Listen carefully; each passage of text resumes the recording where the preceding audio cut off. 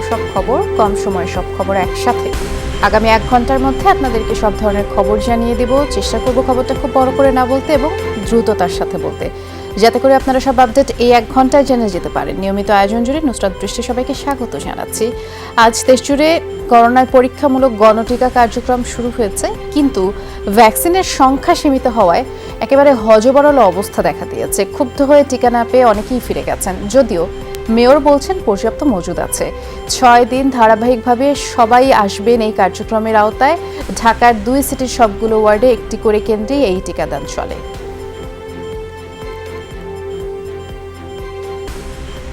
Vaccine নাই, এই জনগণের কষ্ট দেওয়া না, 3-4 ঘন্টা লাইনে দাঁড়ানো। আমাদেরকে বাঁচানোর জন্যই তো এগুলো, তার চেয়ে বড় ঝুঁকিতে ফেলে দিচ্ছে আমাদেরকে। আমরা কষ্টটা দেওয়ার তো উচিত ছিল না। রিক্সা ভাড়া 30 টাকা দিয়েছে, করোনা কালে 30 টাকা থাকলে 30 টাকাতে বাচ্চারা খাওয়ানো যায়। তারপরে গ্যাপ দিয়ে টিকা অবশ্যই মাননীয় প্রধানমন্ত্রী বলেছেন যে প্রত্যেকের টিকা পাবে। আমাদের 75টি কেন্দ্রে প্রতি কেন্দ্রে 2 জন করে টিকাদান কর্মী আছে। এছাড়া আমাদের 3 জন করে স্বেচ্ছাসেবক আছে। এদিকে সারা দেশেই শহর ও গ্রামাঞ্চলে দিনভর গণটিকা কার্যক্রম চলে। সব কেন্দ্রেই মানুষের উপচে পড়া ভিড় ছিল। বয়স্কদের অগ্রাধিকারের কথা বলা হলেও অনেক কেন্দ্রেই সেটি মানা হয়নি এবং টিকা স্বল্পতায় দীর্ঘক্ষণ লাইনে দাঁড়িয়ে অনেককেই ফিরে যেতে হয়েছে। তবে খুলনায় একটি কেন্দ্রে বৃদ্ধ এক নারীকে পরপর 2 ডোজ টিকা দেওয়ার অভিযোগ উঠেছে। বেশিরভাগ কেন্দ্রেই স্বাস্থ্যবিধি উপেক্ষিতই ছিল।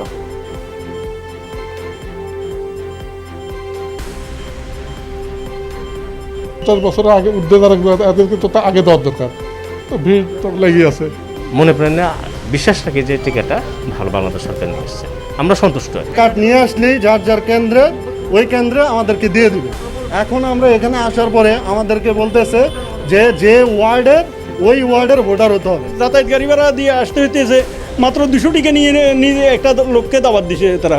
এই যে এতগুলো লোক আসি ঘুরে যেতেছে, তাদেরকে তো এটা একটা হয়রানি। গেছি এবার এই শহর গুনে ওই শহরে আইসি দিয়েছে, সোভানের বউ দিয়েছে। এবার আমার বাসুরের ছেলে কয় কেইন বসেন, আবার এই শহরে ওইন বইছে। আর হ্যাঁ হিন্দু ভিডিও আবার একটা দিয়েছে। একটি ওরা 200 করে 3600 ডোজ আমাকে দিয়েছে, কিন্তু মানুষের চাহিদা অনেক প্রচুর। আমরা খোঁজ নিচ্ছি, আমরা দেখি এই ধরনের কোনো কিছু হলে আমরা প্রয়োজনীয় ব্যবস্থা নেব। আমাদের এই টিম আছে।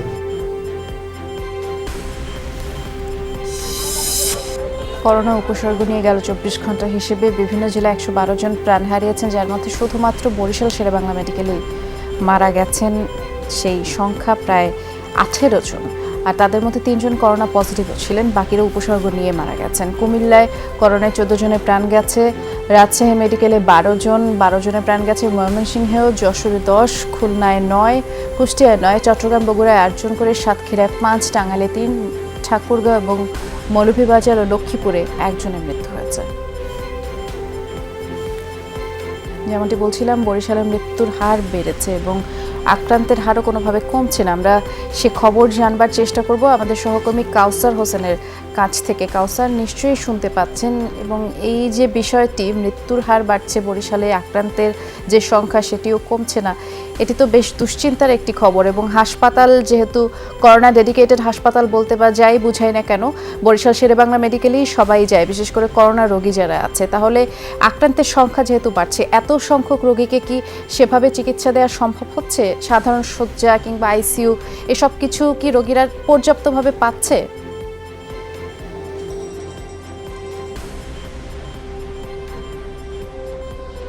বৃষ্টি, বরিশাল শেরেবাংলা মেডিকেল কলেজ হাসপাতালের যে ডেডিকেটেড করোনা ইউনিটটি রয়েছে, সেখানে আসলে শুরুতে 150 বেড ছিল, সেটি পর্যায়ক্রমে বাড়িয়ে বর্তমানে 300 বেড রয়েছে। এবং 300 বেডের বিপরীতে কিন্তু মাঝে মধ্যেই 300, 350 রোগী ভর্তি থাকেন এবং এখানে আইসিইউ সংখ্যা একেবারেই কম, মাত্র 22টি।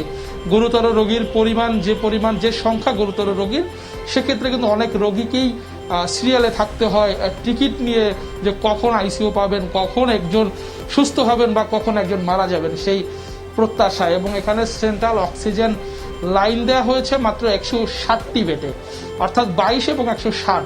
এর বাকি যে রোগীগুলো রয়েছে তাদের নির্ভর করতে হয় সিলিন্ডারের উপর। মাঝে মাঝে তারা অভিযোগও করছেন যে সময় মতো সিলিন্ডার পাচ্ছেন না, এবং সময় মতো সিলিন্ডার না পাওয়ার কারণেই কিন্তু রোগীর মৃত্যু হচ্ছে। এবং শেরেবাংলা মেডিকেল কলেজ হাসপাতালের রোগীর চাপ সামাল দিতে কিছুদিন আগে বরিশাল যে জেনারেল হাসপাতালটি রয়েছে 150 বেডের, সেটি আসলে করোনা ডেডিকেটেড হিসেবে ঘোষণা করা হয়েছে। তবে ঘোষণা করা হলেও সেখানে কিন্তু পর্যাপ্ত সেই ধরনের ব্যবস্থা নেই, আইসিইউ সিসিউর ব্যবস্থা নেই। সেখানে গুরুতর যারা ভর্তি থাকেন, সেখানে কারো অবস্থা গুরুতর হলে শেরেবাংলা মেডিকেল কলেজ হাসপাতালে পাঠানো হয়। এবং জেলা প্রশাসনের পক্ষ থেকে 2টি বেসরকারি হাসপাতাল এরই মধ্যে পরিদর্শন করা হয়েছে এবং তারা চেষ্টা করছেন যে এই বেসরকারি 2টি হসপিটালকে আসলে করোনা ডেডিকেটেড হিসাবে রোগীদের ভর্তি করা যায় কিনা, কিন্তু এখন পর্যন্ত কিন্তু সেটি এখন পর্যন্ত নিশ্চিত না। আমরা দেখেছি যে গত বছরও যখন সংক্রমণ বেড়েছিল তখনও কিন্তু প্রশাসনের পক্ষ থেকে সাউথ অ্যাপোলো হাসপাতাল এবং আম্বি হাসপাতাল, এই 2টি বেসরকারি হাসপাতালকে করোনা ডেডিকেট করার জন্য তারা তোড়জোড় করেছিলেন, কিন্তু শেষ পর্যন্ত কিন্তু সেটা আর হয়নি।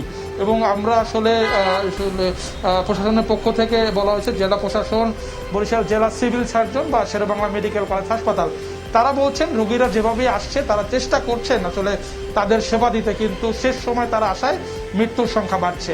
বৃষ্টি বিস্তারিত জানিয়েছেন, ধন্যবাদ কাউসার।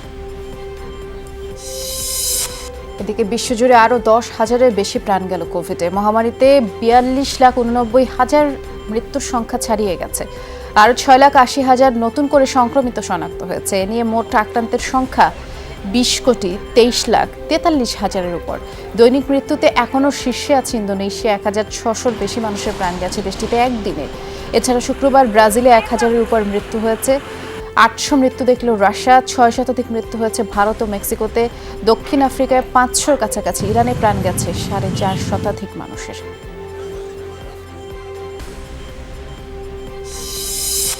ভয়ঙ্কর খবর হচ্ছে, ডেল্টা ভ্যারিয়েন্টের পরে নতুন আতঙ্ক হয়ে উঠেছে করোনা ভাইরাসের কলম্বিয়ান ভ্যারিয়েন্ট। বেলজিয়ামের একটি নার্সিং হোমে এই ভ্যারিয়েন্টে আক্রান্ত 7 জনের মৃত্যুর পরে আলোচনায় উঠে এসছে B1621 ভ্যারিয়েন্টের কথা। মারা যাওয়া প্রত্যেকে 2 ডোজ ভ্যাকসিন সম্পন্ন করেছিলেন। ওই নার্সিং হোমের কর্মীসহ মোট 21 জনের দেহেই করোনার নতুন এই ধরনটি মিলেছে। বেলজিয়ামে মাত্র 1% মতো রোগীর দেহেই কলম্বিয়ান ভ্যারিয়েন্টের উপস্থিতি পাওয়া গেছে। যুক্তরাষ্ট্রেও করোনার নতুন ধরনটির অস্তিত্ব মিলেছে। যুক্তরাজ্যে 37 জন শনাক্ত হয়েছে।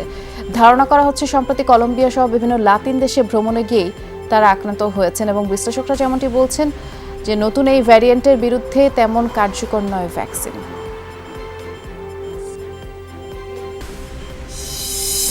যুক্তরাষ্ট্রে আবারও ভয়াবহ আকার ধারণ করতে শুরু করেছে করোনার সংক্রমণ। টানা 5 দিন লাখের উপরে কোভিড শনাক্ত হয়েছে। প্রশাসন বলছে ডেল্টা ভ্যারিয়েন্টের প্রভাবেই ভয়াবহ রূপ নিচ্ছে পরিস্থিতি। সবচেয়ে বেশি আক্রান্ত Florida, Texas, Missouri, Arkansas, Louisiana, Alabama এবং মিসিসিপি। ফ্লোরিডায় শিশুদের মধ্যে সংক্রমণ বাড়ছে। মাঝে 6 মাস নতুন সংক্রমণ অনেকটাই কমে এসেছিল যুক্তরাষ্ট্রে। চলতি মাসের 1 তারিখ 23,000-এর মতো সংক্রমিত শনাক্ত হয় দেশটিতে, অথচ শুক্রবারই 6 গুণ বেড়ে 1,30,000-এর মতো মানুষের দেহেই ভাইরাসের অস্তিত্ব মেলে।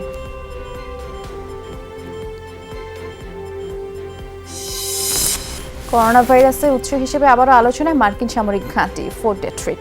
বিভিন্ন দেশের গবেষক এবং বিশ্লেষকদের অভিযোগ, ওই সামরিক ঘাঁটির একটি গবেষণাগার থেকেই ভাইরাস ছড়িয়েছে এবং সেটি আড়াল করতে বারবার চীনের উহানে তদন্ত করতে যায় WHO। মহামারী ইস্যুতে সমাধানের পথে না গিয়ে বিষয়টি অতিরিক্ত রাজনীতিকরণ হয়েছে বলেও তাদের মত। পরিমণি কাণ্ডে এবার নাম ছড়িয়েছে পুলিশ ঊর্ধ্বতন কর্মকর্তা গোলাম সাকলায়েনের। তিনি ঢাকা মহানগর গোয়েন্দা পুলিশ ডিবির গুলশান বিভাগের এডিসি হিসেবে কর্মরত। বোট ক্লাব মামলার প্রধান অভিযুক্ত ব্যবসায়ী নাসিরের বিরুদ্ধে দায়ের হওয়া মাদক মামলার তদারক কর্মকর্তাই তিনি ছিলেন। অভিযোগ উঠেছে 1 আগস্ট সাকলায়েনের সরকারি বাসায় 18 ঘন্টা অবস্থান করছিলেন পরিমণির গাড়ি চালকও সেই তথ্য নিশ্চিত করেছেন।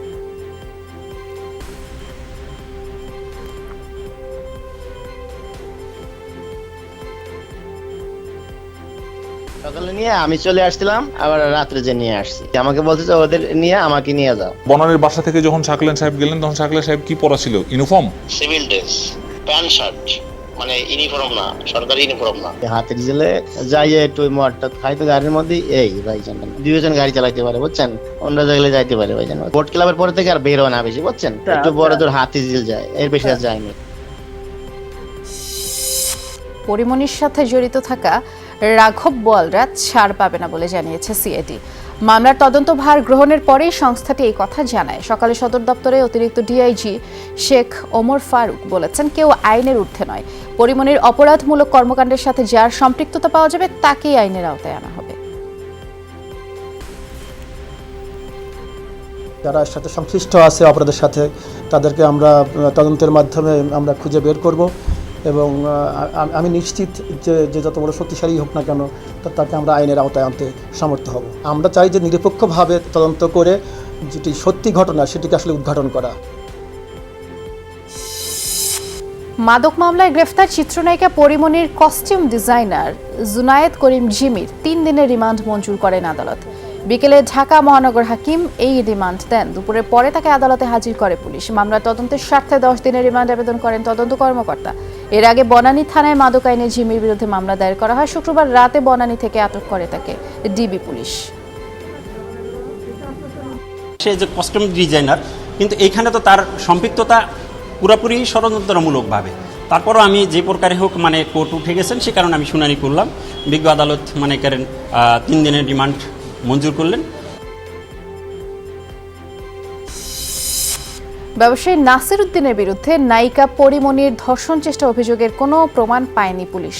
সাভার থানায় দায়ের করা মামলার তদন্ত প্রতিবেদন দেয়া হবে শিগগিরই এবং মামলার বাদী পরিমনি ও ঘটনার সাক্ষী তার সঙ্গীদের বক্তব্যে গড়মিল পেয়েছেন তদন্তকারীরা। ব্যবসায়ী নাসিরের অভিযোগ, বোট ক্লাবে ওই দিন উশৃঙ্খল আচরণ করেছেন পরিমনি। খাওয়ার এক পর্যায়ে বারের যে র্যাক থাকে সেখান থেকে 3 লিটারের একটা সুন্দর ব্লু লেভেল নিয়ে যেতে চায়। তখন আমাদের ওয়েটাররা বাধা দিলে সে গ্লাস প্লেট এগুলো ছুটে মারতে থাকে, ওদেরকে গালিগালাজ করতে থাকে। আমার কাছে আসে হেল্প চায়, দেন নামিয়ে তখন সে আমাকে গালিগালাজ শুরু করে এবং একটা পর্যায়ে আমার গায়ে গ্লাস। তথাকথিত মডেলিং এর আড়ালে মাদক এবং অস্ত্র চোরাচালানের শক্তিশালী নেটওয়ার্ক গড়ে তোলেন পিয়াসা, মিশু ও জিসান চক্র।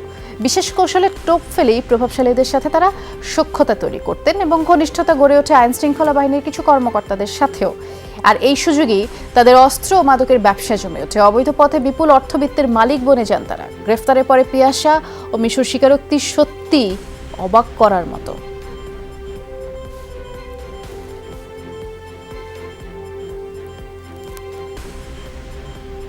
মিশু হাসানের কাছে আমরা মাদক পেয়েছি, অস্ত্র পেয়েছি এবং পর্নোগ্রাফি অ্যাক্টে তার বিরুদ্ধে মামলা হবে। বিভিন্ন এলাকায় পার্টি বা ডিজে পার্টির নামে মাদক সেবন সহ মাদক পরিবহন সহ বিভিন্ন অনৈতিক কার্যকলাপ করে থাকে। যারা পার্টিতে অংশগ্রহণ করে থাকে তাদের কাছ থেকে বিপুল পরিমাণ টাকা হাতিয়ে নেয়।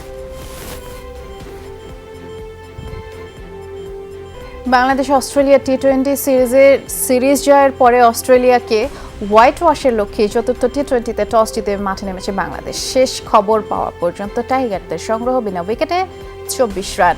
আর ম্যাচটি কভার করতে মিরপুর শেরে বাংলা স্টেডিয়ামে আছেন আমাদের সহকর্মী হাসিনুর রহমান। হাসিনুর আমাদেরকে জানাবেন সবশেষ যে আপডেট তার কাছে আছে। হাসিনুর, অপরিবর্তিত একাদশ নিয়েই তো ম্যাচ মাঠে নেমেছে বাংলাদেশ। উইকেট কেমন দেখছেন এবং কত রান চ্যালেঞ্জিং পুঁজি হতে পারে বলে মনে হচ্ছে?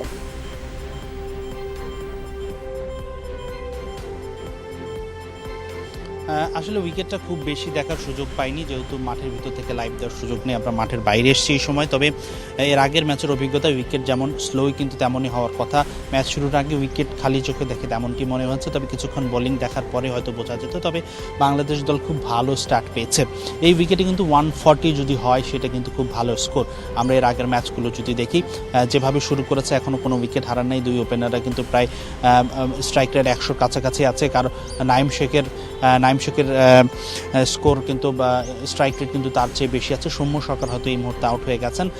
তবে ভালো শুরুটা খুব প্রয়োজন ছিল। আরেক কিছুক্ষণ যদি সৌম্য সরকার থাকতে পারতেন সেটি ভালো হতো দলের জন্য। তবে অপরিবর্তিত একাদশ যে নেমেছে বাংলাদেশ, এটি কিন্তু মোটেও আমি অবাক হইনি, কারণ এর আগের সংবাদেই বলেছিলাম যে পরিবর্তনের সম্ভাবনা খুবই কম। কেননা সৌম্য এবং নাইম পারফর্ম করতে পারছে না, কিন্তু স্কোয়াডে যারা আছে তাদের বিকল্প ওপেনার কিন্তু নেই।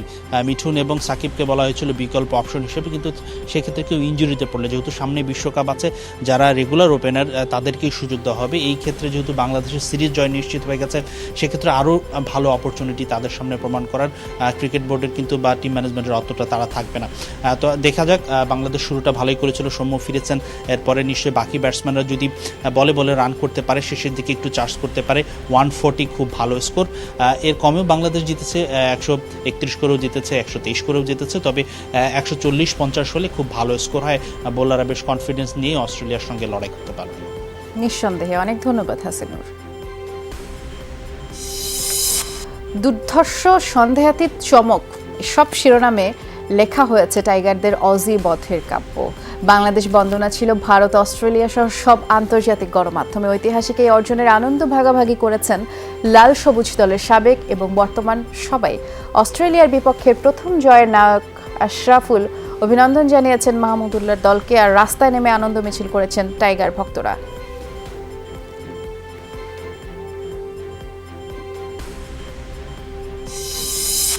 টাইগারদের সাফল্যে আরও একটি পালক, যা রীতিমতো রোমাঞ্চিত করেছে বিসিবি সভাপতি নাজমুল হাসান পাপনকে। বিশ্বাস ছিল, কিন্তু তা এভাবে বাস্তবায়িত হবে তা ভাবেননি তিনি। সিরিজ জয়ের পরেই জানালেন, হোম কন্ডিশনের সুবিধা সবাই নেয়, তাই বাংলাদেশও নিয়েছে।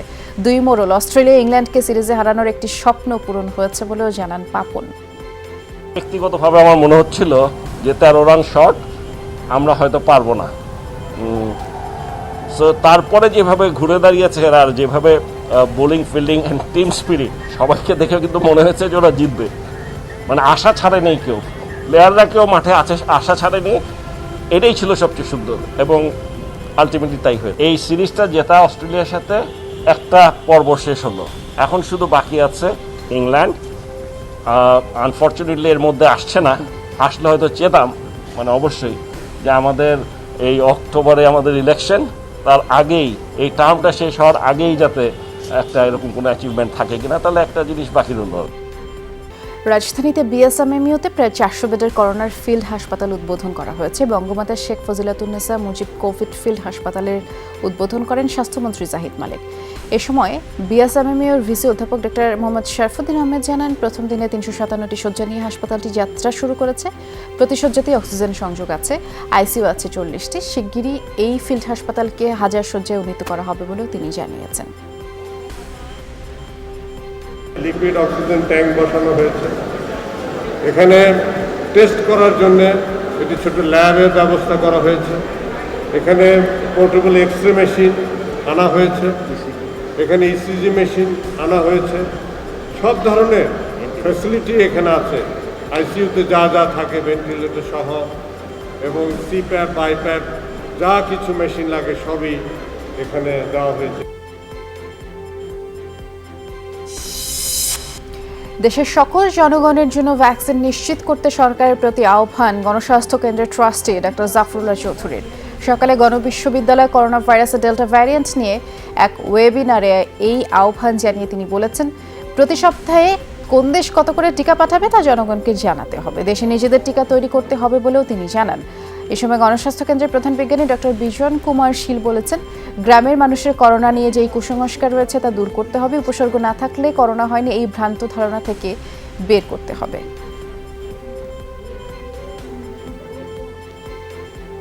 এখন থেকে বলতে হবে সরকারকে, প্রতি সপ্তাহে কোন দেশ কত করে আমাকে টিকা পাঠাবে। সাধারণ ভ্যাকসিনটাই আমাদের টার্গেট হওয়া উচিত। 6 মাসের মধ্যে আমরা নিজস্ব ভ্যাকসিন করব। আমার করোনা হয়েছে, আমার কাশি না হওয়া পর্যন্ত বা আমার শ্বাসকষ্ট না হওয়া পর্যন্ত আমি করোনা ইনফেক্টেড নয়, এই কনসেপ্টটা কিন্তু চেঞ্জ করতে হবে।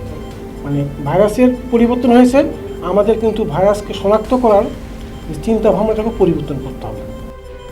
ফুল বা ফল নয়, চট্টগ্রাম সড়কের পাশে এখন মিলছে মাস্ক গাছে, তাও অনেকটা ক্রিসমাস ট্রির আদলেই তৈরি এই গাছের নাম মাস্ক ট্রি। মাস্কের প্রাপ্যতা সহজ এবং মানুষকে আকৃষ্ট করতে ভিন্নধর্মী এই উদ্যোগ নিয়েছে পুলিশ।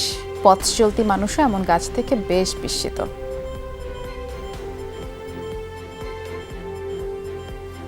মানুষকে এক ধরনের আনন্দের মধ্যেও আমি এই মাস্ক পরানোর জন্য আমরা চেষ্টা করছি, তারই একটা ব্যবস্থা বলতে পারেন এই মাস্কটিরই। ব্যতিক্রমী একটা আয়োজন দেখতেছি, এখানে আসলাম, গাছের মধ্যে মাস্ক ঝুলতেছে দেখলাম, একটা মাস্ক নিয়ে পড়লাম। আমরা যারা পথচারীরাও মাস্ক নিয়ে বের হতে পারি না, তারা এই গাছ থেকে মাস্ক নিয়ে যেতে পারবে। গাছের মধ্যে মাস্ক ঝুলছে, নিলে একটা নিলাম, মনে হতে দুইটা নিলাম। লক্ষ্য নিয়েছি যারা বাইরে বের হবে তারা কেউ মাস্ক ছাড়া থাকবে না, অর্থাৎ শতভাগ মানুষ মাস্ক পরবে, সেই লক্ষ্য নিয়ে আমরা মাস্ক বিতরণ করছি এবং মানুষকে উদ্বুদ্ধ করছি। মাস্ক পরার অভ্যেস, করোনা মুক্ত বাংলাদেশ, আমরা মানুষকে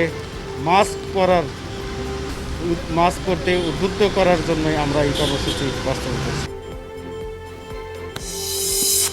দেশে 24 ঘন্টায় ডেঙ্গু আক্রান্ত হয়ে আরও 204 জন হাসপাতালে ভর্তি হয়েছে। স্বাস্থ্য অধিদপ্তর থেকে এই তথ্য জানানো হয়েছে। হাসপাতালে ভর্তি হওয়া 204 জনের মধ্যে ঢাকায় 194 জন এবং ঢাকার বাইরে আছেন 10 জন। এছাড়া দেশের বিভিন্ন সরকারি বেসরকারি হাসপাতালেও 997 জন ডেঙ্গু রোগী ভর্তি আছেন। এদিকে সকালে নগর ভবনে ব্রিফিংয়ে ডিএনসিসি মেয়র আতিকুল ইসলাম বলেছেন, সামাজিক জনসচেতনতার মাধ্যমে এডিস মশা, ডেঙ্গু, চিকুনগুনিয়া প্রতিরোধ করতে হবে। বাসাবাড়ির আশপাশে কোথাও যাতে 3 দিনের বেশি পানি জমে না থাকে সেদিকেও সতর্ক দৃষ্টি রাখার আহ্বান তার। আপনার ডাবের শ্বাস খাবেন, তারপরে যারা খাবেন তারা বলবেন ওই ডাবের ওকে যে 6টা টুকরা করে ডাবটাকে কেটে দেওয়া হোক। টায়ার যদি পান আপনারা 50 টাকা করে আমি দিব, ভাঙ্গা কমোডের জন্য আমি 50 টাকা করে দিব, কৌটা যদি পান কোটার জন্য আমি 10 টাকা করে দিব। আমি চাই নগরবাসীকে একসাথে সামাজিক আন্দোলনের মাধ্যমে এগিয়ে আসার জন্য। নারায়ণগঞ্জের রূপগঞ্জে সেজান জুস কারখানায় আগুনে নিহত আরও 21 জনের মরদেহ হস্তান্তর করেছে। দুপুরে ঢাকা মেডিকেল মর্গ থেকে এই মরদেহ হস্তান্তর করা হয়। এ সময় স্বজনরা কান্নায় ভেঙে পড়ে। তারা ক্ষতিপূরণ নয়, বিচার দাবি করেন। মরদেহ দাফনের জন্য প্রত্যেকের পরিবারকে 25,000 করে টাকা দিয়েছে জেলা প্রশাসন। আগুনে নিহত 48 জনের মধ্যে এ পর্যন্ত ফরেনসিক রিপোর্টে 45 জনের লাশ শনাক্ত সম্ভব হয়েছে। আমার কিছু দরকার নাই, চাই না, আমি চাই না কোনো কিছু। আমার বাচ্চাটার ভবিষ্যৎ আমি চাইছিলাম। যারা এখনো হসপিটালে আছে তাদেরকে আমরা খোঁজ খবর রাখতেছি এবং সেখানে আমাদের সার্বক্ষণিকভাবে আমাদের প্রতিনিধিরা আছে। আরো 3টা সিদ্ধান্তের পাশে সেটা কি প্রক্রিয়া দিবেন? এটা চলছে, পরীক্ষার পরে। পাল্টাপাল্টি হামলায় উত্তেজনা বেড়েই চলছে ইসরায়েল লেবানন সীমান্তে। বিশাল ট্যাঙ্কবহর নিয়ে ইসরায়েলি বাহিনীর সর্বাত্মক প্রস্তুতিতেই পুরো দস্তুর সংঘাতের আশঙ্কা তৈরি হয়েছে। টানা 3য় দিনের মতো রকেট হামলা অব্যাহত রেখেছে লেবাননের সশস্ত্র গোষ্ঠী হিজবুল্লাহ। সংঘাত শুরুর জন্য দুপক্ষকেই দায়ী করছে একে অপরকে।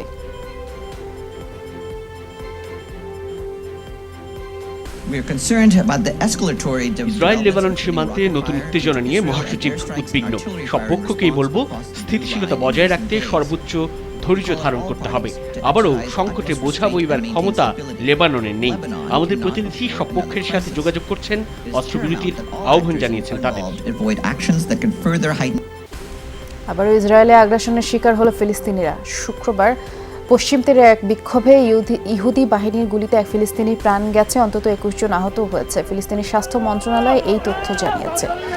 ইসরায়েলের সেনাবাহিনী জানায় প্রায় 700 ফিলিস্তিনি পশ্চিম তীরের বিক্ষোভে যোগ দেয়। নতুন বসতি নির্মাণের প্রতিবাদ তারা জানায়। তেল আবিব দাবি করছে সেনাদের লক্ষ্য করে পাথর ও পেট্রোল বোমা ছুড়ে আন্দোলনকারীরা।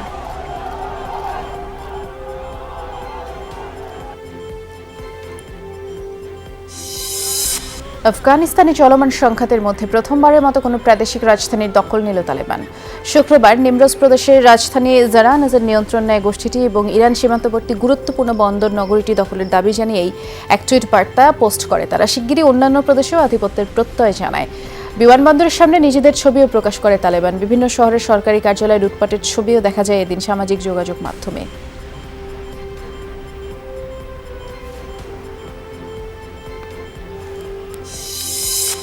এখনই কার্যকর ব্যবস্থা না নিলে সিরিয়ার মতো ভয়াবহ পরিস্থিতি হবে আফগানিস্তানে, এমন শঙ্কা জাতিসংঘে আফগানিস্তানে বিষয়ক বিশেষ দূতের। আফগান সংকট নিয়েই নিরাপত্তা পরিষদের অধিবেশন বসে শুক্রবার। সংকটের সমাধানে তালেবানের প্রতিশ্রুতি নিয়েও অধিবেশনে প্রশ্ন ওঠে। তালেবানকে প্রতিহত করতে দ্রুততম সময়ের মধ্যেই কার্যকর পদক্ষেপ নিতে জাতিসংঘের প্রতি আহ্বান জানান কাবুলের প্রতিনিধি।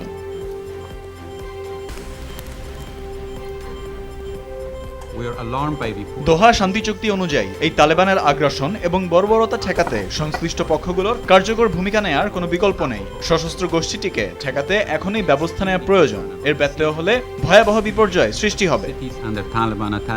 আফগান সংকটের কোনো সামরিক সমাধান নেই সেটি পরিষ্কার। বর্তমান পরিস্থিতিতে আলোচনার অগ্রগতি থেমে যাওয়ায় পুরোপুরি গৃহযুদ্ধের পথে এগোচ্ছে আফগানিস্তান, যা সিরিয়া পরিস্থিতির কথা স্মরণ করিয়ে দেয় আমাদের। যোগ দেওয়ার মাত্র 2 মাসের মধ্যে বার্সেলোনা ছাড়তে চান আর্জেন্টাইন তারকা সার্জিও আগুয়েরো। বন্ধু লিওনেল মেসি বার্সায় থাকবেন না, তাই এমন সিদ্ধান্ত তার। এর মধ্যে আগুয়েরো আইনজীবীকে জানিয়েছেন কাতালান ক্লাব ছাড়ার বিষয়ে ব্যবস্থা নিতে। আর এমন খবর ইংলিশ গণমাধ্যম ডেইলি মেইলের। এর আগে বন্ধু মেসির সাথে জুটি বেঁধে খেলার আশায় মাত্র 2 মাস আগে ম্যানচেস্টার সিটি ছেড়ে বার্সেলোনায় যোগ দেন সার্জিও আগুয়েরো। কিন্তু বার্সা মেসির সম্পর্ক ছেদে বিপাকে পড়েছেন এই আর্জেন্টাইন স্ট্রাইকার। তাই তো জার্সি গায়ে চাপানোর আগে কাতালান শিবির থেকে মুক্তির পথ খুঁজছেন তিনি। বার্সেলোনা আর লিওনেল মেসি 72 ঘন্টা আগেও ভাবা যায়নি এই দুই নামে বিচ্ছেদ আনা সম্ভব, কিন্তু বাস্তব অন্য চিত্র দেখিয়েছে। মেসিকে ছাড়ছে বার্সা। এখন প্রশ্ন উঠেছে আগুয়েরো, এমারসন, ডিপাই, গার্সিয়াররা মেসিবিহীন বার্সায় নিজেদের মানিয়ে নিতে পারবে কি? আলোচনাও চলছে মেসিবিহীন একাদশ নিয়ে। এলান্টন যাচ্ছেন কোথায়? কোটি টাকার এমন প্রশ্নের উত্তরে সবচেয়ে আগে আসছে ফরাসি লিগ চ্যাম্পিয়ন নেইমারের ক্লাব পিএসজির নাম। আলোচনার শেষ নেই, এখন শুধু ঘোষণার বাকি। 10 আগস্টই শেষ হতে পারে মেসির নতুন গন্তব্যের ধোঁয়াশা। বঙ্গবন্ধুকে হত্যা করে যারা তাকে ইতিহাস থেকে মুছে দিতে চেয়েছিল, আজ তারাই ইতিহাস থেকে মুছে যাচ্ছে, এমন মন্তব্য আওয়ামী লীগ সাধারণ সম্পাদক ওবায়দুল কাদেরের।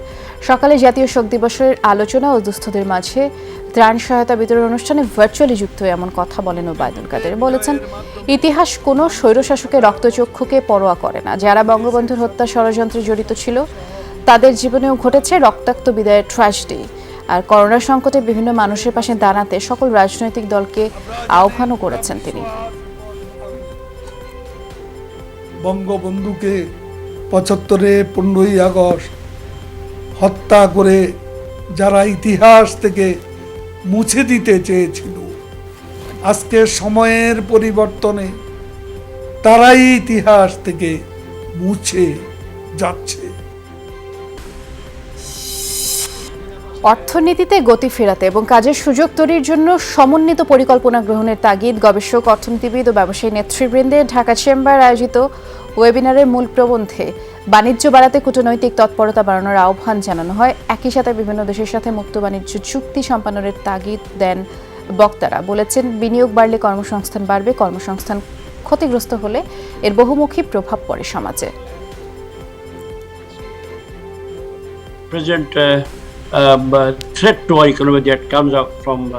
করোনার বিরূপ প্রভাব পড়েছে আমাদের অর্থনীতি ও জীবনযাত্রায়। টিকাদান কর্মসূচি চলছে। আশা করি করোনার ক্ষতি কাটিয়ে উঠে আমরা আগের অবস্থায় যেতে পারব। বর্তমান সরকার ব্যক্তি খাত বিকাশে নীতিগত সহায়তা দিয়ে আসছে। রাজস্ব নীতি নিয়ে আপনারা বিভিন্ন পর্যবেক্ষণ তুলে ধরেছেন।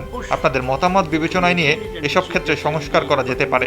প্রবৃদ্ধির চাকা সচল রাখতে ব্যবসায়ীদের তৎপরতা প্রশংসার দাবিদার। সরকার শ্রমজীবীদের জীবনমান উন্নয়নে কাজ করছে। অতিরিক্ত তারল্য নিয়ন্ত্রণের মাধ্যমে মুদ্রা বাজার স্থিতিশীল রাখার স্বার্থে বাংলাদেশ ব্যাংক বিল নিলামের উদ্যোগ নিয়েছে কেন্দ্রীয় ব্যাংক। সোমবার এই নিলাম অনুষ্ঠিত হবে এবং নিলামে ব্যাংক ও আর্থিক প্রতিষ্ঠান সহ ব্যক্তি প্রাতিষ্ঠানিক বিনিয়োগকারীরা অংশ নিতে পারবেন। এর আগে 2018 সালে 29 মার্চ সবশেষ ব্যাংকগুলো থেকে এভাবেই টাকা তুলে নেওয়া হয়েছিল।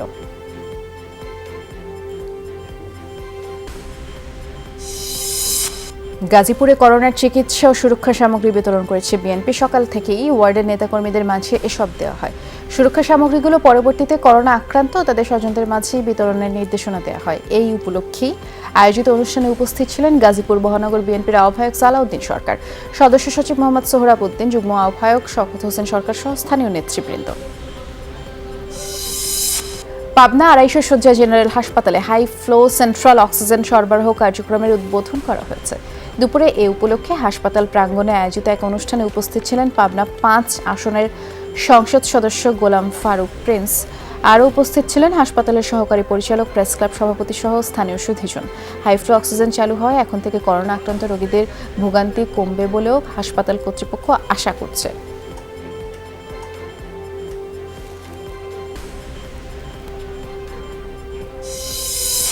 ভারত সরকারের উপহার দেয়া ৩০টি অ্যাম্বুলেন্স যশোরের বেনাপোল বন্দরে পৌঁছেছে। ভারতের পেট্রাপোল শুল্ক কর্তৃপক্ষের ছাড়পত্র নিয়ে সকালে বেনাপোল বন্দর দিয়ে বাংলাদেশে অ্যাম্বুলেন্সগুলো প্রবেশ করে। চলতি বছরের মার্চেই বাংলাদেশ সফরের সময় ভারতের প্রধানমন্ত্রী নরেন্দ্র মোদী করোনা মহামারী মোকাবেলায় বাংলাদেশকে ১০৯টি লাইফ সাপোর্ট অ্যাম্বুলেন্স উপহার দেওয়ার ঘোষণা দেন। তার অংশ হিসেবে ৩০টি অ্যাম্বুলেন্স পাঠানো হয়েছে এবং এগুলোতে ভেন্টিলেশন সুবিধা আছে।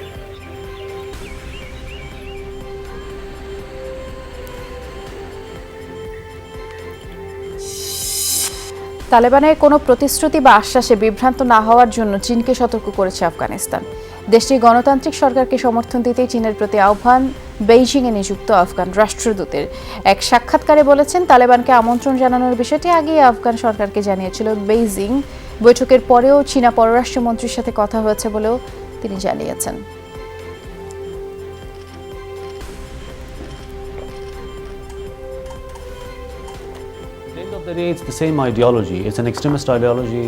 তালেবান এখন আঞ্চলিক সমর্থন পাওয়ার জন্য নানা কথা বলছে। ক্ষমতা এলেই সব হারিয়ে যাবে, কারণ আপনি যে মতাদর্শে বিশ্বাসী সেই মতাদর্শের অন্যদের বিরুদ্ধে ব্যবস্থা নেবেন না, এটাই স্বাভাবিক। চীন মাঝে মাঝে একটা অবস্থানে থাকতে চায়, এটা আমরা বুঝি। তবে রাষ্ট্রদূত হিসেবে আমি বলবো, আফগানিস্তানের বর্তমান সরকারের পক্ষেই থাকা উচিত চীনের, কারণ এ সরকার প্রমাণ করেছে তারা চীনের বন্ধু। জাতিসংঘে মিয়ানমারের দূতকে হত্যা চেষ্টার পরিকল্পনার দায়ে দেশটির 2 নাগরিককে আটক করেছে যুক্তরাষ্ট্র। শুক্রবার নিউ ইয়র্কে মার্কিন অ্যাটর্নি জেনারেলের কার্যালয়ে এই তথ্য নিশ্চিত করেছে। বিবৃতিতে জানানো হয়েছে, আটককৃতরা হলেন 20 বছর বয়সী ফিউ হেই তুত এবং 28 বছরের ইয়ে হেই জ। জাতিসংঘে মিয়ানমারের প্রতিনিধি খিয়াও মতুনের উপরে হামলার পরিকল্পনা করছিলেন তারা। মূলত তাকে পদ থেকে সরাতেই এই হামলার পরিকল্পনা বলে মার্কিন প্রশাসন দাবি করছে। অগ্রিম পেমেন্ট হিসেবে চলতি বছরের শুরুতে একটি অ্যাপের মাধ্যমে তুতের অ্যাকাউন্টে $4000 পাঠান জ। মিয়ানমারের সামরিক শাসনের কট্টর সমালোচক খিয়াও মতুন জান্তা সরকার তাকে বরখাস্তের ঘোষণা দিলেও বেসামরিক সরকারের প্রতিনিধি হিসেবেই দায়িত্ব পালন করে যাচ্ছেন তিনি। পশ্চিম সাহারা অঞ্চলে অভিবাসন প্রত্যাশী বোঝাই একটি নৌকা ডুবে 42 অভিবাসন প্রত্যাশীর মৃত্যুর আশঙ্কা করা হচ্ছে। স্বেচ্ছাসেবী সংগঠন ওয়াকিং অ্যাক্রস বর্ডার্স জানিয়েছে, এই তথ্য জানিয়েছে এদের মধ্যে 8 শিশু, 30 জন নারীও রয়েছে। উপকূলীয় শহর দাখলা থেকে রওনা দেওয়ার কিছুক্ষণের মধ্যেই খারাপ আবহাওয়ার কবলে পড়ে নৌকাটি উল্টে যায়। 10 জনকে উদ্ধার করে স্থানীয় জেলেরা। আর এদিকে স্পেনের গ্র্যান্ড ক্যানারিয়া উপকূল থেকে 63 অভিবাসন প্রত্যাশীকে উদ্ধার করা হয়েছে। শুক্রবার তাদেরকে উদ্ধার করা হয় বলে জানায় স্প্যানিশ কোস্ট গার্ড।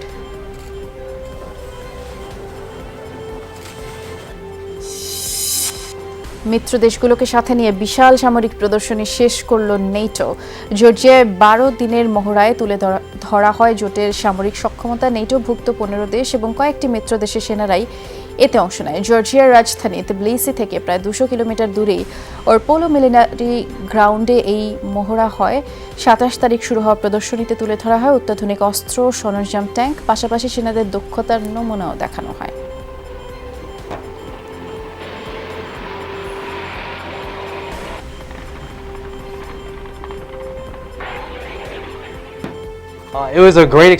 এখানে মহড়ায় অংশ নেওয়াটা দারুণ অভিজ্ঞতা ছিল। জর্জিয়া ও অন্যান্য দেশের কাছ থেকে অনেক কিছু শিখেছি। মহড়া শতভাগ সফল হয়েছে। পরস্পরের সাথে অভিজ্ঞতা ভাগাভাগিটা দারুণ অর্জন বলে মনে করছি। এমন মহড়া ভবিষ্যতেও হওয়া উচিত। এশিয়া কাপ বাছাইয়ের গ্রুপ পর্বের ম্যাচগুলো উজবেকিস্তানে খেলবে বাংলাদেশ জাতীয় নারী ফুটবল দল। বাংলাদেশকে এমনটাই নিশ্চিত করেছে এশিয়ান ফুটবল কনফেডারেশন। এর আগে গ্রুপ পর্বের স্বাগতিক ছিল বাংলাদেশ, তবে করোনা ভাইরাসের প্রকোপের জন্য এখন নিরপেক্ষ ভেন্যুতেই ম্যাচগুলো আয়োজন করছে কর্তৃপক্ষ। বাংলাদেশের গ্রুপে অন্য দুটি দেশ হচ্ছে জর্ডান ও ইরান। গ্রুপ চ্যাম্পিয়ন দল সুযোগ পাবে এশিয়া কাপের মূল পর্বে খেলার। বাছাই পর্বের ম্যাচগুলো অনুষ্ঠিত হবে 13 থেকে 25 সেপ্টেম্বর। অলিম্পিকে ভাইয়ের স্বর্ণপদক জয়ে দারুণ খুশি বাংলাদেশ জাতীয় ফুটবল দলের কোচ জ্যামিটে। নারী ফুটবলের চ্যাম্পিয়ন কানাডা দলের কোচিং স্টাফ ছিলেন তার ভাই অ্যাডামটে। টোকিও অলিম্পিকের নারী ফুটবলের ফাইনালে কানাডা টাই ব্রেকারে 3-2 গোলে হারিয়েছে সুইডেনকে। দীর্ঘদিন ধরেই কানাডার নারী ফুটবল দলের কোচিং স্টাফদের সদস্য অ্যাডামটে। এর আগে তিনি ছিলেন দেশটির প্রফেশনাল ফুটবল ক্লাব ভ্যানকুভার এফসির অনূর্ধ্ব 21 দলের কোচ এবং ভাইয়ের সুবাদেই অলিম্পিকে জ্যামিটে ছিলেন কানাডার নারী ফুটবলের সামর্থ্য। আর ভাইয়ের সাফল্যে দারুণ খুশি তিনি। চিত্রনায়িকা পরিমণির সদস্যপদ সাময়িক স্থগিত করেছে শিল্পী সমিতি। চলচ্চিত্র শিল্পীদের ভাবমূর্তি ক্ষুণ্ণ হয়েছে দাবি করে পরিমণির সদস্যপদ সাময়িক স্থগিত করা হয়। বিকেলে সংবাদ সম্মেলনে এই সিদ্ধান্তের কথা জানান সমিতির সভাপতি মিশা সওদাগর। তিনি বলেছেন, পরিমণির ঘটনা চলচ্চিত্র তথা শিল্পী সমাজের জন্যই বিব্রতকর। শিল্পী সমিতি কোনোভাবেই অন্যায়কে প্রশ্রয় দেয় না জানিয়ে মিশা সওদাগর বলেছেন, সমিতির সব সদস্যের মতামত নিয়ে সদস্যপদ স্থগিতের সিদ্ধান্ত নেওয়া হয়েছে। একই সাথে চিত্রনায়িকা একার সদস্যপদ স্থগিত করা হয়েছে বলে জানানো হয়।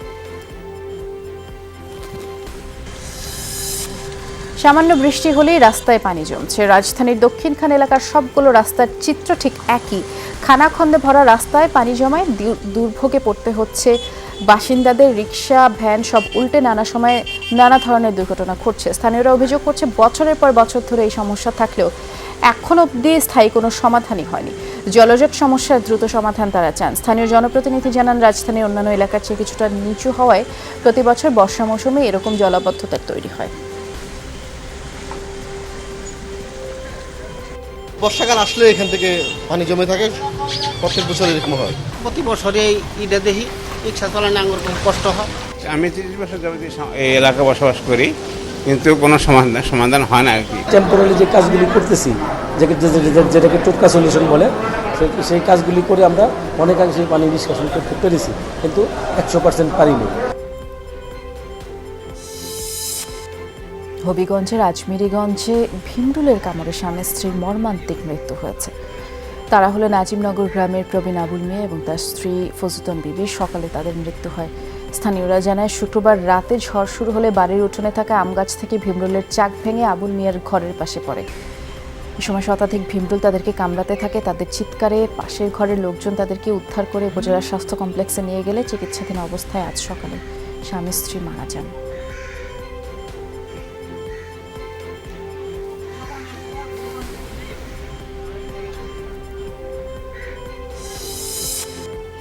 চট্টগ্রামে কুরবানির পশুবাহী ট্রাকের চালককে হত্যায় অভিযুক্ত কাজল বাহিনীর প্রধান কাজল র্যাবের সাথে কথিত বন্দুকযুদ্ধে নিহত হয়েছেন। ভোরে বায়েজিদ ফৌজদারহাট লিংক রোডে গোলাগুলির এই ঘটনা ঘটে। র্যাব কর্মকর্তা দাবি করছে, ডাকাত দলের অবস্থানের খবর পেয়ে তাদের টহল দল সেখানে গিয়ে পরে ডাকাতরা তাদের উপরে গুলি ছড়ে আত্মরক্ষার্থে র্যাবও পাল্টা গুলি চালায়। ঘটনাস্থল থেকে পরে কাজলের মরদেহ এবং অস্ত্র গুলিও উদ্ধার করা হয়। গত 16 জুলাই বায়েজিদে কুরবানির পশুবাহী ট্রাক চালককে গুলি করে হত্যায় কাজল এবং তার সহযোগীরা জড়িত ছিল বলে র্যাব দাবি করছে।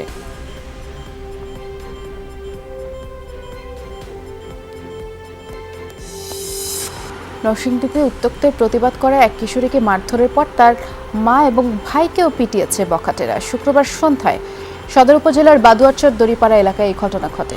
ভুক্তভোগী পরিবারটি জানিয়েছে, মায়ের জন্য ওষুধ কিনে ফেরার পথে ওই কিশোরীকে উত্ত্যক্ত করে দুই বখাটে রিফাত ও শিহাব। তাকে মারধর করে মোবাইলও নিয়ে যায় তারা। বিষয়টি বাসায় এসে জানালে পর প্রতিবাদ জানায় কিশোরীর মা এবং দুই ভাই। এতে ক্ষুব্ধ হয় রিফাত, মেহেদি সহ একদল বখাটে। পরে পুলিশ ঘটনাস্থলে গিয়ে এই পরিস্থিতি নিয়ন্ত্রণে আনে।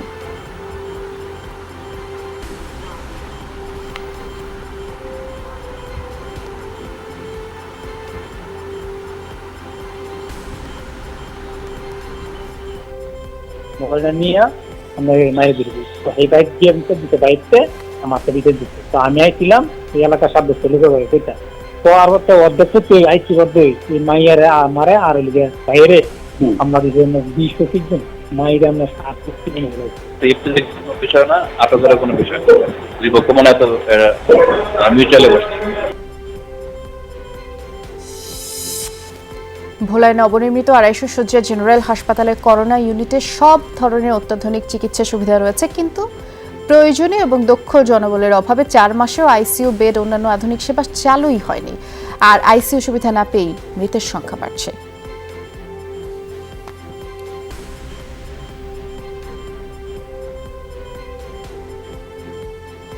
দক্ষ এমন ডাক্তার জনবল নেই, সেই জন্য আমাদের সব রুগী বরিশাল এবং ঢাকা আমাদের ভোলা জেলার পাঠাতে হচ্ছে। মুমূর্ষু রুগীদেরকে আমাদের এখানে ভোলাতে যতই আইসিইউ বেড থাকা সত্ত্বেও আমাদের ঢাকাতে নিয়ে যেতে হচ্ছে, বরিশালে নিয়ে যেতে হচ্ছে। আমাদের এখানে সেই জনবলের অভাবে আমরা কিছুই করতে পারছি না। যদি আইসিইউ বেড চালু করা সম্ভব হতো তাহলে আমাদের বরিশাল ঢাকা রোগী নিয়ে দৌড়াদৌড়ি করতে হতো না এবং মৃত্যু হার আল্লাহর ইচ্ছে ইনশাল্লাহ অনেক কমে যেত। হাসপাতাল থেকে তালিকা দিয়েছে, আমরা মন্ত্রণালয় এবং আমাদের অধিদপ্তরে পাঠিয়েছি। তো আশা করি এই আইসিইউ চালুর ব্যাপারে স্বাস্থ্য বিভাগ প্রয়োজনীয় পদক্ষেপ নেবে। অক্সিজেন সরবরাহকারী প্রতিষ্ঠানের সিন্ডিকেটের কবলে পড়েছে সিলেট ওসমানী মেডিকেল কলেজ হাসপাতাল। এতে করে চিকিৎসার সেবা ব্যাহত হচ্ছে। পরিচালক বলছেন, স্পেকট্রার সাথে চুক্তির পরে চাহিদা মতো অক্সিজেন দিতেই লিন্ডে গড়িমসি করছে। 2 মাস ধরে দফায় দফায় চিঠি দিয়েও তা মিলছে না, আর সেখানে বেসরকারি একটি হাসপাতালে সার্বক্ষণিক ট্যাঙ্কার লাগিয়ে রাখছে।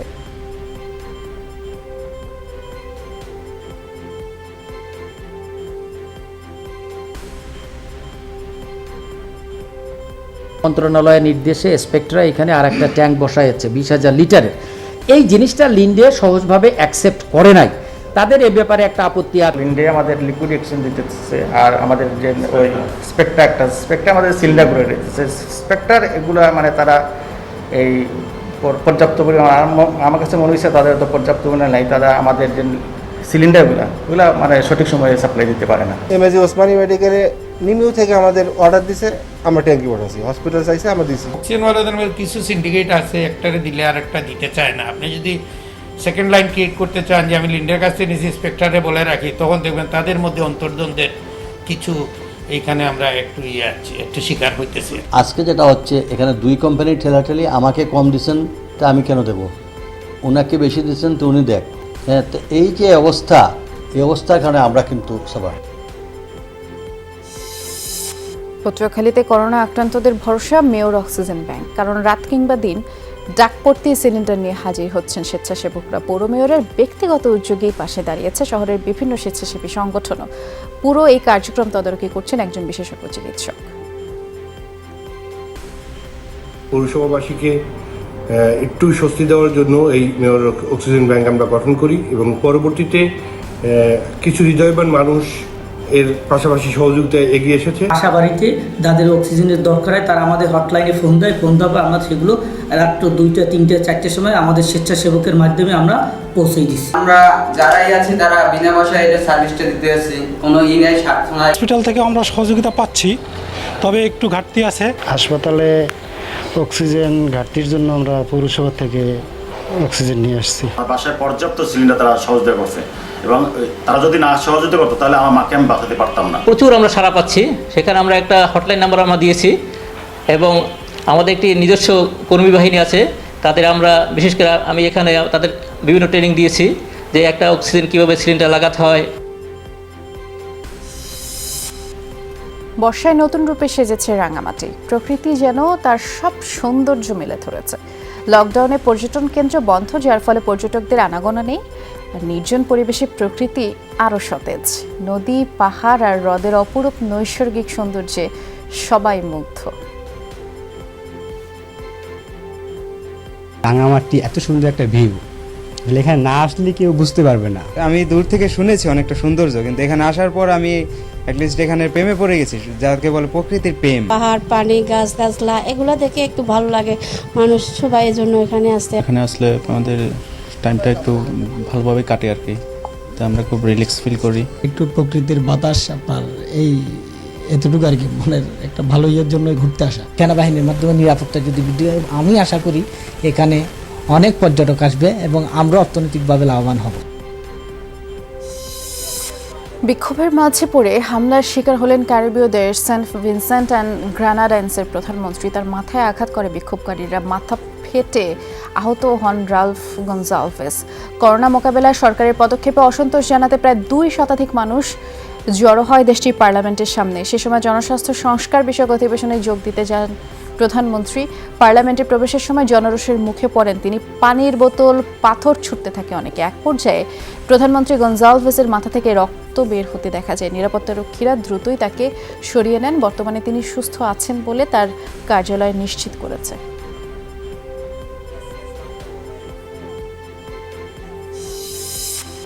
চিলিতে বাঘের কামড়ে মৃত্যু হলো এক চিড়িয়াখানা কর্মীর। শুক্রবার দেশটির এক সাফারি পার্কে এই দুর্ঘটনা। রাজধানী সান্টিয়াগো থেকে 7 কিলোমিটার দক্ষিণের রানকাগুয়া শহরে সাফারি পার্কটির অবস্থান। সেখানে পরিচ্ছন্নতা কর্মীর দায়িত্ব পালন করতেন নিহত নারী।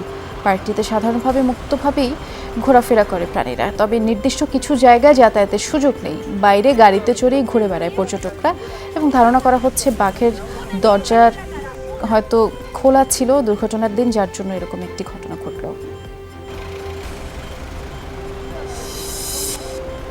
ফ্লাইট চলাকালে বিমানবালাদের হয়রানির জন্য অভিনব সাজা পেলেন এই যাত্রী। পুরো পথ তাকে টেপ দিয়ে বিমানের সিটের সাথে বেঁধে রাখা হয়। ফিলাডেলফিয়া থেকে মিয়ামির দিকে যাচ্ছিল বিমানটি। এ সময় দুই বিমানবালাকে শারীরিকভাবে হেনস্থা করেন 22 বছর বয়সী ম্যাক্সওয়েল বেরি, একজনকে ঘুষিও মেরে বসেন। এই ঘটনায় তুলকালাম শুরু হয় বিমানে। আবারও ব্রাজিলকে হারিয়ে পদক জিতল আর্জেন্টিনা, তবে এবার ফুটবলে নয়, অলিম্পিকের ভলিবলে ব্রোঞ্জের লড়াইয়ে ব্রাজিলকে 3-2 সেটে হারিয়েছে আর্জেন্টিনা। আর এই ইভেন্টে ফ্রান্সকে হারিয়ে স্বর্ণ জিতেছে যুক্তরাষ্ট্র। প্রথম সেট জিতেই এগিয়ে গিয়েছিল আর্জেন্টিনা 25-23। এই পয়েন্টের ব্যবধানে জয় নিশ্চিত করে দ্বিতীয় সেটে খেলতে নামে আর্জেন্টাইনরা। আমার কাছে আজকে সব খবরের যতগুলো আপডেট ছিল সব জানিয়ে দিলাম। এতক্ষণ সাথে ছিলেন, অনেক ধন্যবাদ। নিরাপদে থাকবেন।